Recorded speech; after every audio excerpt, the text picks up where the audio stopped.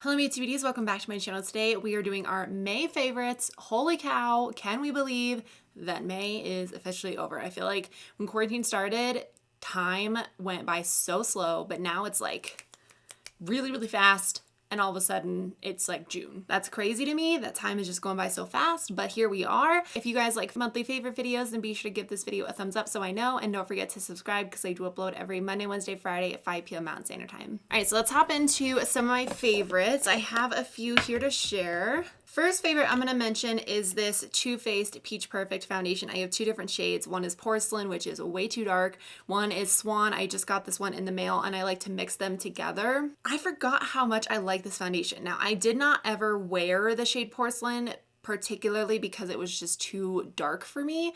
So I forgot what the formula was like. And then I ordered the shade Swan, and this like encouraged me to try it out again using my right shade.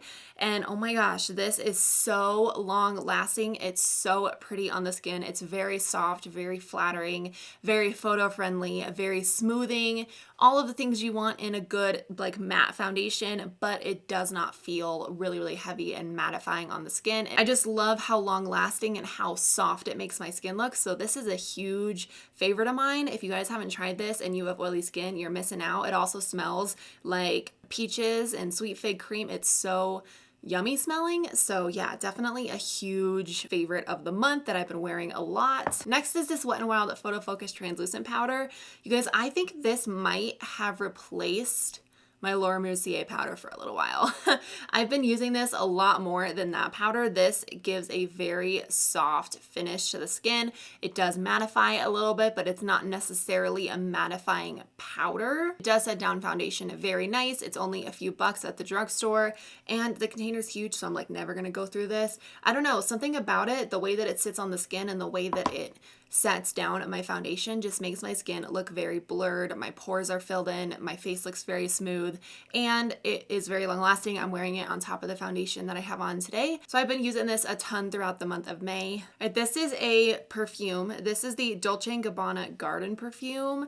I may have mentioned this in a previous favorites, but oh my gosh, this has become my go-to summer, spring perfume.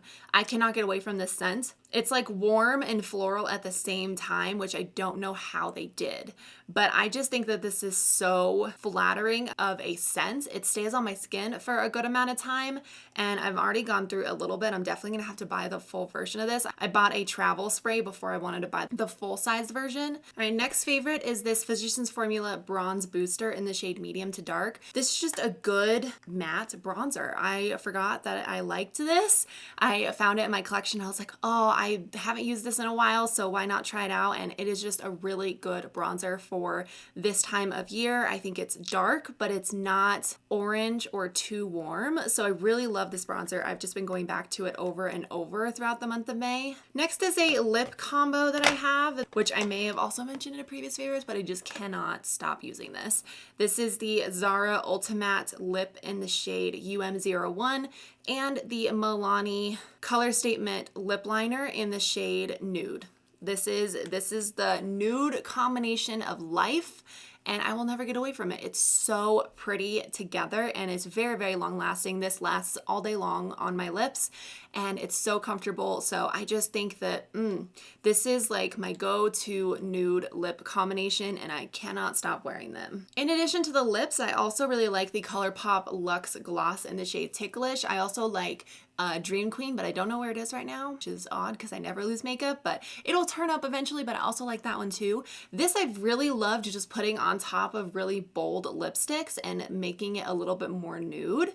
This is a very, I think, good formula, particularly on top of an already lipstick, not just a lip liner. I did do a video reviewing the new like ColourPop gloss formulas, and this was in it. And so in that video, I only used lip liners. So I feel like putting this on top of a lipstick is just like the icing on top, you know?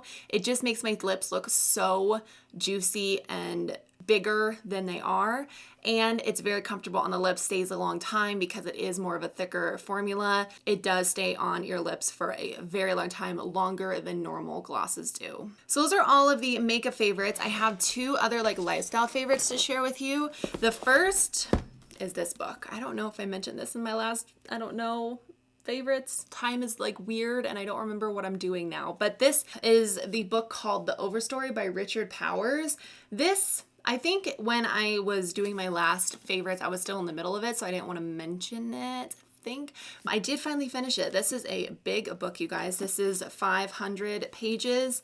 And this, I don't even know how to describe this book. It's basically about trees and the connection between trees and us and the world.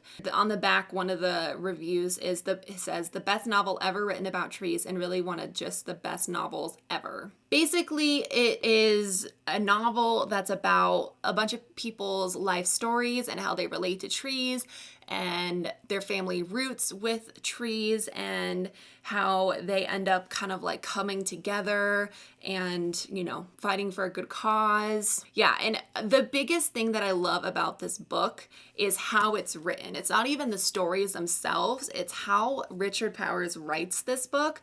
Every sentence is like a poem. If you can think about how beautifully and how descriptive poems are, it's like that, but like every single paragraph is like a mini poem, just with how beautifully and how descriptive he wrote the words in this book. I hope that makes sense. You're really gonna have to read it for yourself if you would like to know more, but I just think that this is one of the best written books I've ever read ever. It's just so poetic and beautiful. I would definitely say that this is one of the best, most impactful books I've ever read.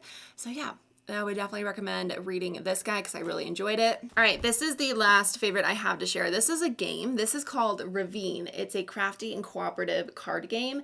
So I bought this because I was like, you know what? We need something to change up our game nights. We do game nights every Friday with my parents, and we have been running out of games to play. So I bought this off of a friend's recommendation. It's really good. So I'll just read it to you. It says, Ravine is a strategic and cooperative survival card game. You and your friends survived the plane crash, but will you survive the night? Work together to forage for food, craft a fire, and build shelters, but be wary. Every step you take in Ravine could be one step closer to madness. It's really good. It's 3 to 6 players, takes about 20 minutes to play. It's a very easy game to learn, and I would definitely recommend it. It was very, very fun, and I liked how it was a cooperative game. I feel like the games that we have at the house right now are more individual, and it's like kind of everyone against everyone else. It's kind of like you against everyone. This is, you have to work together to try and get out of the ravine. So yeah, so those are all of the favorites that I have for the month. Please let me know down below what are some of your favorites for the month of May. Let's hope things start clearing up and we can start doing things again soon, because I would like to do that. But yeah, I'm gonna go ahead and wrap up the video here. Thank you guys so much for watching. I love you, and I will see you guys in my next video. Bye.